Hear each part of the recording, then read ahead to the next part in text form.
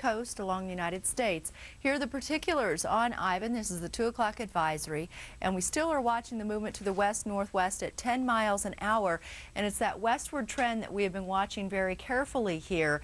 We have not yet seen it take a sharp turn to the north, and it's that northward turn that we are waiting for, and that will help determine the exact landfall, eventual landfall. But in the meantime, here we go. We're watching, just west-northwest, and you can kind of see that as it does pass to the south of the Cayman Islands. Very destructive winds coming into this region, but we're not getting any confirmed reports as of yet. Communication obviously hampered due to this hurricane.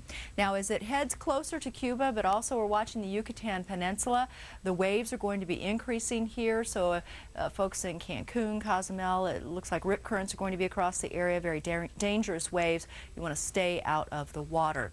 Now, as far as the strongest of the winds, here's what we are looking at. We're not seeing hurricane winds well away from the center of circulation, but you can see the strongest of the winds, where we do find those 150-mile-an-hour sustained winds right around the eye wall. That's where the strongest of the winds are, and you can see it's wrapped up right around the eye. Hurricane force winds indicated here in the orange, and then tropical storm force winds 39 to 73 miles per hour, extending farther out, so still staying offshore at this point off of Cuba.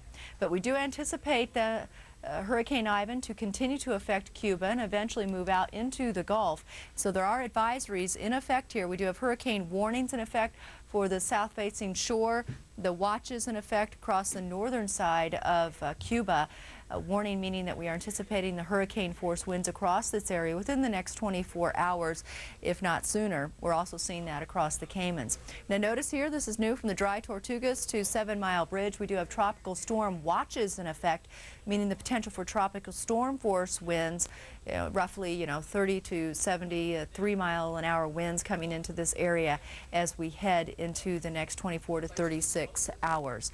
Now here is a look at the path, and again, in time, it has continued to trend farther to the west. So notice this, if you are sitting over here in New Orleans, this is a lot closer than if you tuned in Friday and we're looking at the forecast track only affecting Florida. So the trend has been westward, but we're not yet saying you're in the clear in Tampa, because even if it would track on the far eastern side of this, you will be getting some squally weather and also some very high surf across your area. But the bottom line here, it looks like the Florida Panhandle, the northern Gulf Coast, the most likely target for the United States for Ivan. So you don't want to let your guard down if you do live along the Panhandle over toward New Orleans. Anywhere along the northern Gulf could be the target now. And of course, another key line is there is significant uncertainty in the track. We'll keep you up.